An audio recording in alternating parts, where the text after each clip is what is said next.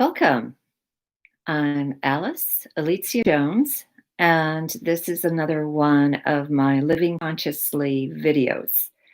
I'm continuing with the theme that I had last week, which was predictions. And this time, I'm going to do this week on Mother Mary's predictions.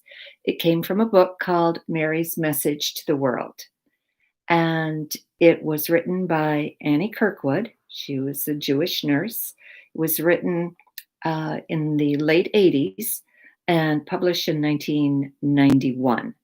And I know that Annie, when she first recognized that it was the Blessed Mother who was giving her this information, her initial response was, "Why are you contacting me? I'm not a Catholic." And the Blessed Mother answered, "Neither am I." And effectively, her Catholic friend, Annie's Catholic friend, told her that she was simply to go ahead and take down the messages that came through. And I know Annie became extremely concerned, and you'll soon see why, because some of the predictions were very, very harsh and very, uh, not erratic, but just threatening. And the Blessed Mother kept assuring her that these are my predictions. This is not something that you have to take responsibility for.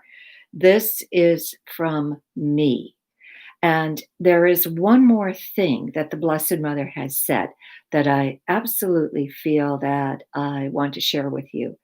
And that is that a fulfilled prophecy is a failed prophecy, because basically the purpose of a prophecy is for people to receive a warning to change their ways. And effectively, if the warning is not heeded, then it becomes a failed prophecy, and according to Spirit. So I I am going to go over all of them. The ones that I'm going to start with the ones that basically have come to fruition. And this is what she said in Mary's message to the world, that are predominantly fulfilled prophecies.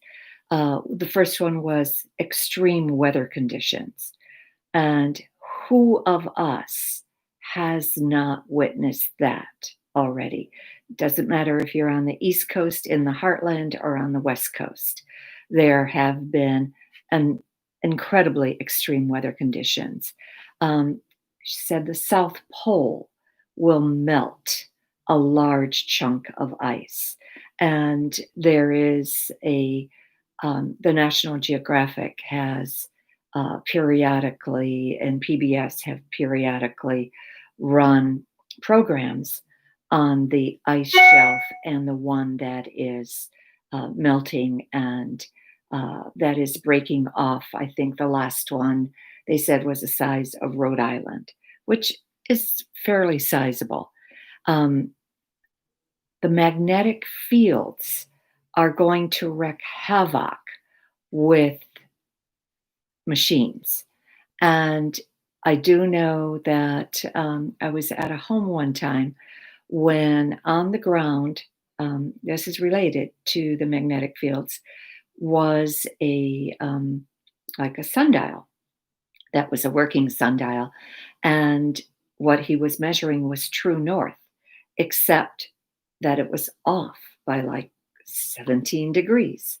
And he said that the magnetic field was pulling true north off. This was about 10 years ago, maybe 15. So I don't know where that is now, but I do know I saw physical evidence of that. The next thing was major electrical storms. Periodically, there again is a program on TV that has extreme weather conditions. And when you look at the electricity that is hitting the earth, the lightning that is striking, it's phenomenal. It's almost like a light show. There's so much of it. Then she said the famine where the most wars has been. I do remember a number of years ago when Ethiopia was caught in an extreme famine. And now the areas where famine is moving seems to be moving, but not ever that far from where wars have been fought. Active volcanoes, and the she claimed that dormant ones would awaken. I know when we were in Hawaii, we were actually on the island of Kauai, where a volcanic um, activity continues to expand the terrain of the island. I believe it was Kauai, because the only two islands I've been on is Maui and Kauai. And I don't remember seeing this in Maui. So my sense is that it had to be in Kauai where this was happening. So that was as close as I've come to seeing active volcanic activity. Massive forest fires. That's one of her major predictions. And look where we are with California right now. I do know that they continue to burn the Amazon rainforest in Brazil. What they do not understand, which I hope that something like this will bring attention to somebody that will help them out, is that the forest floor that is designed to hold the roots of trees is not designed for farming. The Once they burn the trees, the topsoil lasts 3 or 4 years before it washes away. And effectively, that land, what they're trying to do with it to make it cattle grazing land, becomes worthless for what they're trying to do with it. And effectively, if you stop to think, is the Amazon? It contains the lungs of the earth. I can't remember what the percentage is of the trees in the Amazon. I know it's just below 50%, could be 30, could be 40, but it's quite large. So effectively, the trees put the oxygen into the air that we breathe, and then they absorb what we emit as a population. Taking down trees basically is unconscionable. And they're the fires that are burning in California, um, they also seem to be raging out of control. I do think that I know when I saw the map about 10 days ago, there were like 25 of them up and down the whole west coast. I know several of them have combined right now. So I do know that they're still very much a threat. Other thing that she said was hurricanes, excessive hurricanes. This is the first year that I ever remember that we had to start with the Latin words because we had run through the gambit of alphabet from A to Z for the number of hurricanes, tropical storms, typhoons that were there. We are at Delta right now. And the hurricane that just hit the southern coast of Louisiana, I believe yesterday, those poor people got hit by Hurricane Laura, I think 6 weeks ago. So effectively, again, small towns along the southern coast of Louisiana paying a very, very big price for their location.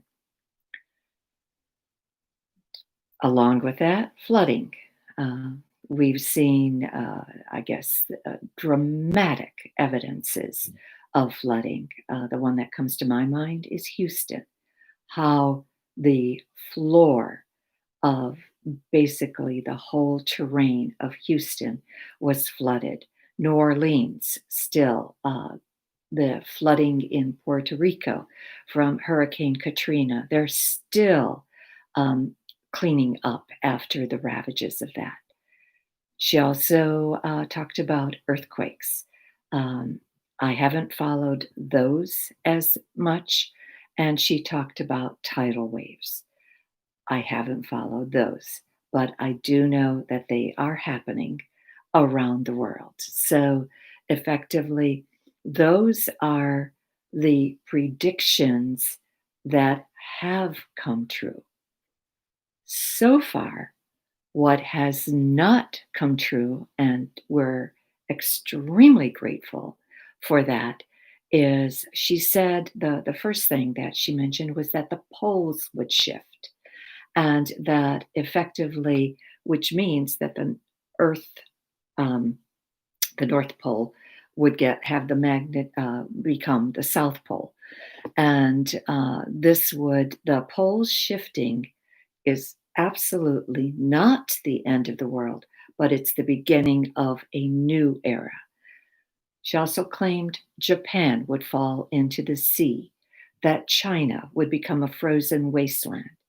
The Middle East, instead of the heat that they have now, would become cold and mountainous. Europe would vanish. Atlantis and Lemuria would both rise from the oceans. The northeast of America and the northeast section of the American continent and the western part would disappear. And America in general would become very, very temperate. The islands in the Pacific, obviously, if Lemuria rises, those that are the tip of the islands is Hawaii, and they are known as where Lemuria was. But the islands in the Pacific would all um, increase. And she also said England, France, Greece, and most of the Middle East would disappear. Again, every single ending is a new beginning. And she also said that Australia would become a world leader. So effectively, I wanted to bring this forward, but I don't want to dwell on the things that haven't happened. It's enough of what has happened. So effectively, I think that what I'm going to focus on Wednesday and Friday is what she tells us to do to counteract the results of these changes, world changes, what she tells us to do and why. So her solution is prayer and to cleanse your heart of malice, fear, and anger. That's what I'll concentrate on when I see you on Wednesday and Friday. I thank you for watching. I do hope that you consider purchasing Own Your Power Day by Day.